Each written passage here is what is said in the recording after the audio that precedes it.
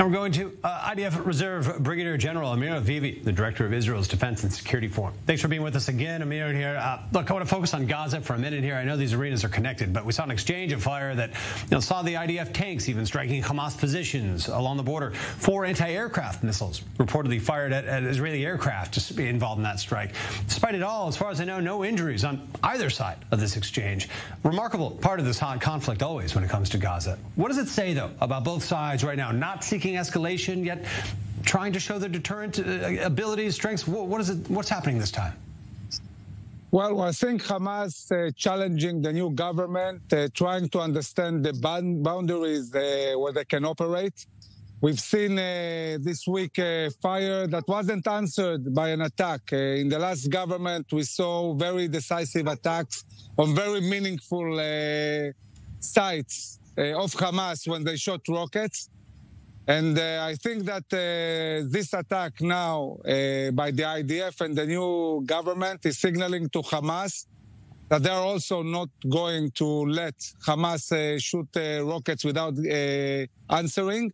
And really, because Hamas is all the time building its force, we need to seize every time that Hamas shoots even one rocket to launch a major attack against the industries and again, all the capabilities Hamas has, and take a heavy price of this action. This is the only way to try to somewhat diminish what is going on, talking about the buildup of force inside Gaza, because the other option is, of course, being proactive and not waiting for Hamas to shoot, but really do what we do in Syria, deal in an ongoing way with the buildup of force, which we are not doing at the moment in Gaza, and this is something we need to think about.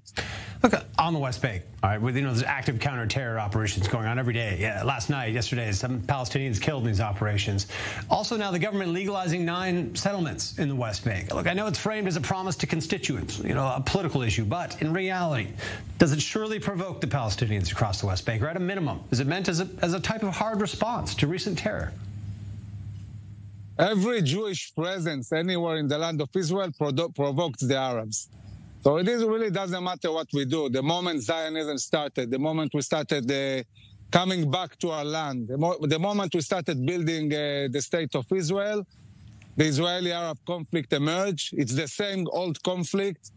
And at the end of the day, you don't stop Zionism by being afraid of the way they're going to react. This is part of life. We want to build a country here. It goes with a price, and the price is that we have to defend it. And when we don't, when we retreat, not only it doesn't bring peace, it just even, incites more, because then they feel we're weak and they can attack more and more.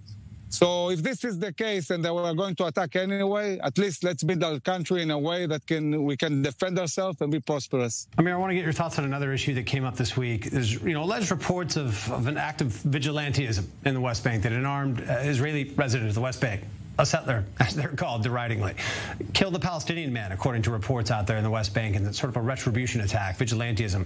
Look, I've been a proponent for many years of these people living in the West Bank, arguing that, hey, their humanity's been maintained. In the face of waves of terror, they haven't resorted to vigilantism. They haven't gone to the neighboring village to, exact a toll. And these are armed and trained people who are living in these West Bank settlements. Is there a major concern now for sort of a rise in vigilantism?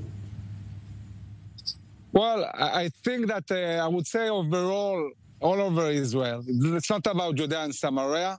Part of the ability of the country to defend its citizens is having also citizens that are armed. We are talking a lot about the National Guard. We're talking about the need to have people, because at the end of the day, it's about first responders. It's about, like in medical cases. Yeah.